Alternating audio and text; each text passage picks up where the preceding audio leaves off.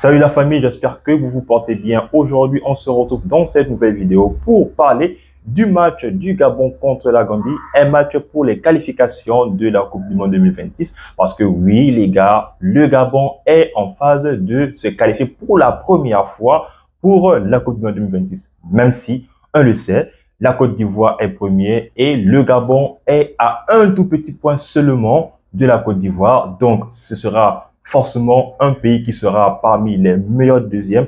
Et puis nous, Gabonais, on y croit, on croit pertinemment que le Gabon va participer pour la première fois à la Coupe du Monde. Alors oui, nous allons donc revenir sur la très belle victoire du Gabon, 3-4, un Gabon qui a donc su faire part de résilience, un Gabon qui a encore pu montrer le talent national Pierre-Emerick Aubameyang, même si à la fin de la rencontre, celui-ci est sorti avec un deuxième carton jaune, synonyme de carton rouge.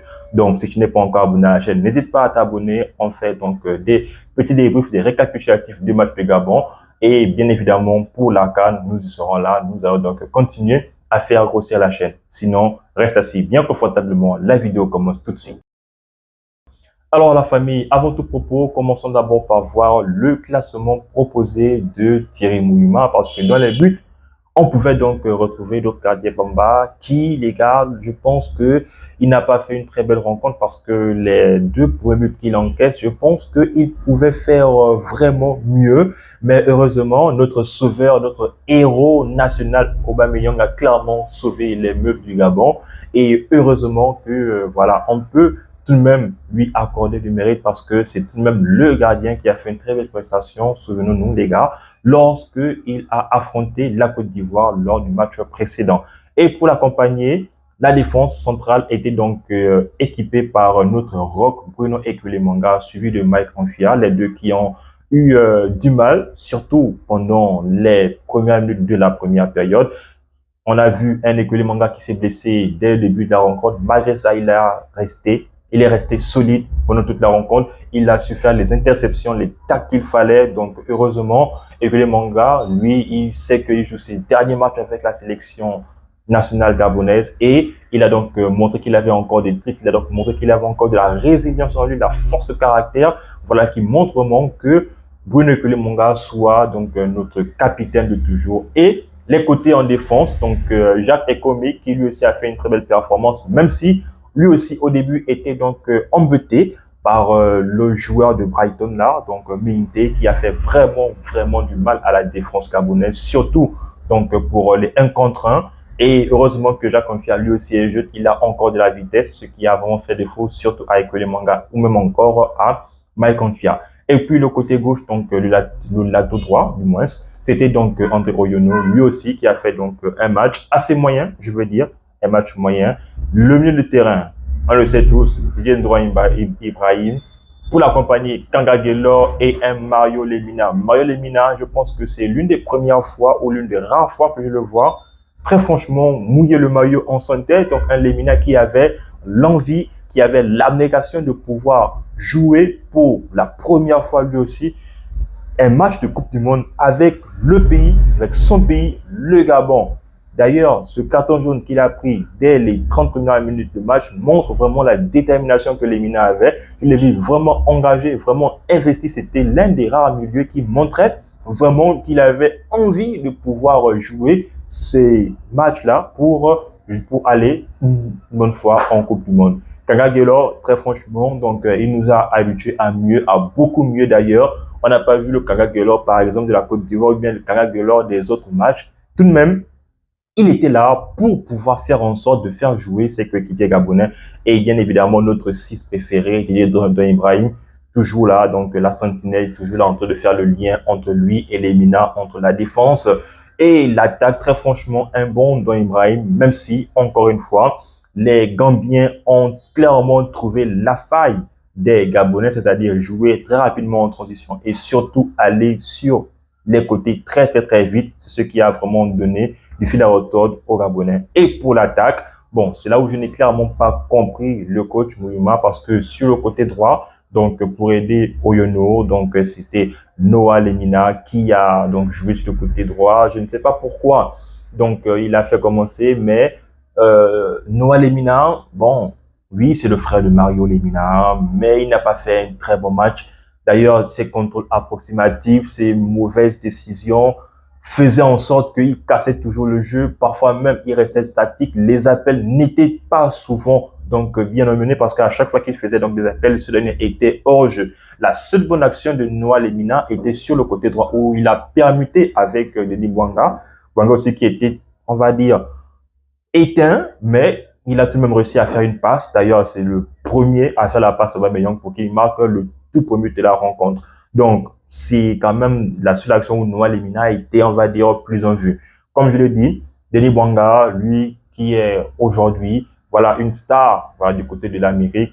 Donc, n'a pas tout le monde grandement pesé sur la défense gambienne. Tout de même, il a apporté. Voilà, donc sa pierre à l'édifice, il a tout de même permis à Aubameyang de marquer l'un des 4 buts du match de la rencontre. Et pour terminer, le pointeur, le Gabonais héros et aussi le 0, donc il est passé de héros à 0 dans la rencontre, vu que il a tout de même reçu 2 cartons jaunes de la rencontre et il a laissé ses coéquipiers à 10. Donc heureusement que il restait à peine 5-6 minutes de jeu pour que le Gabon puisse enfin remporter cette rencontre-là. Donc voilà un peu le 11 titulaire que Thierry Mouyouma a donc concocté pour affronter la Gambie chez eux.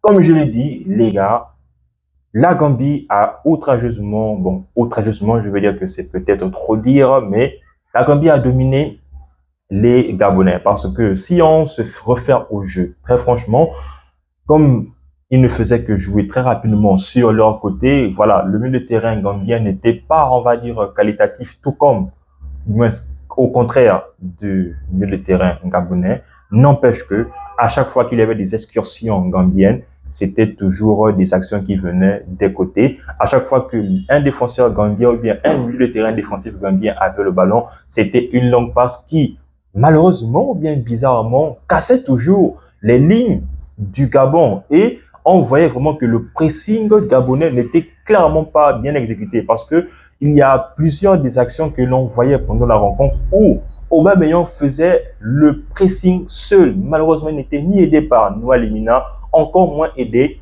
par Denis Bouanga. C'est ce qui a clairement mis, on va dire, le carton jaune à Lemina parce que lui, en étant au milieu de terrain, voyant comment le Gabon se faisait laminer, c'est ce qui a peut-être donné, on va dire, le courage, le cran aux autres joueurs gabonais de pouvoir eux aussi se bouger. Donc, heureusement, Aubameyang met le premier but, mais dans la foulée. Donc, je pense qu'Aubameyang met le premier but à la 20e, 21e minute. Sauf que, même pas 3 minutes plus tard, la Gambie égalise. Le Gabon revient grâce à Aubameyang 2-1. La Gambie égalise 2-2. Et là, la Gambie égalise, je pense, c'est carrément avant la fin de la première période. La Gambie revient en seconde période.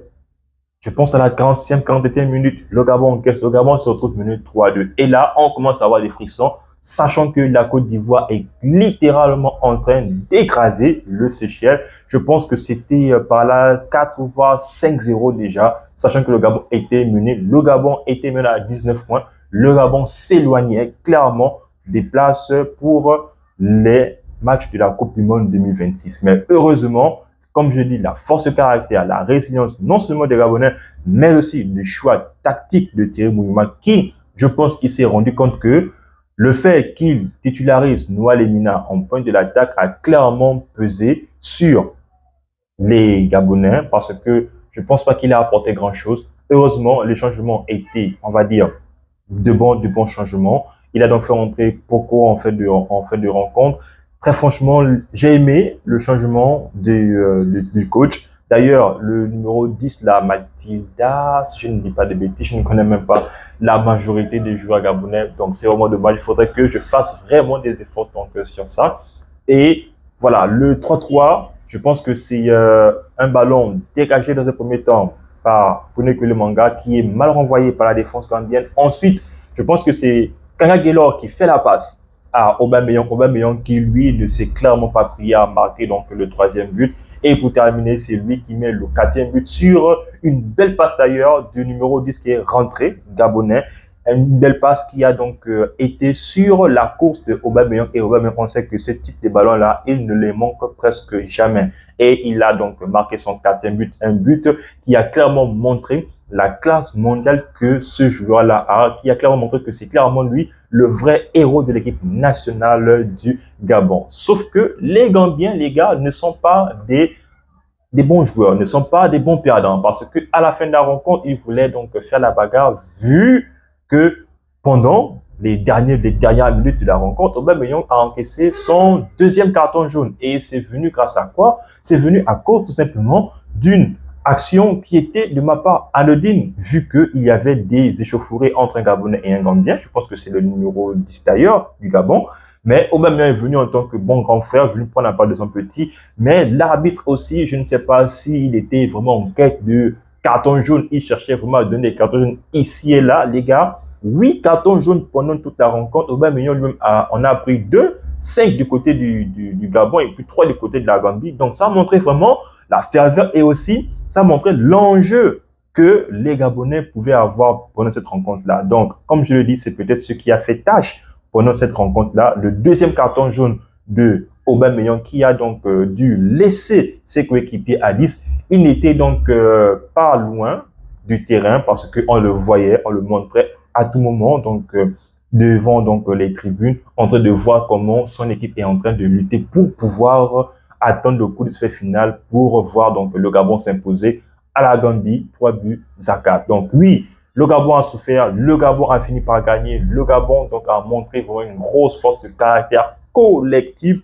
Donc très franchement, c'est que du bonheur. On espère maintenant que la Côte d'Ivoire fasse un football parce que là, je pense qu'ils vont commencer à ressentir donc l'épée de Damoclès qui commence à descendre un peu sur les têtes des Ivoiriens par les Gabonais. Donc oui les gars, les Gabonais donc ont gagné 3 buts à 4. Très franchement, c'est que du bonheur. Donc on attend donc le prochain match, la prochaine rencontre. Sinon, je me ferai une joie de faire donc ce petit débrief là, un petit retour et au final.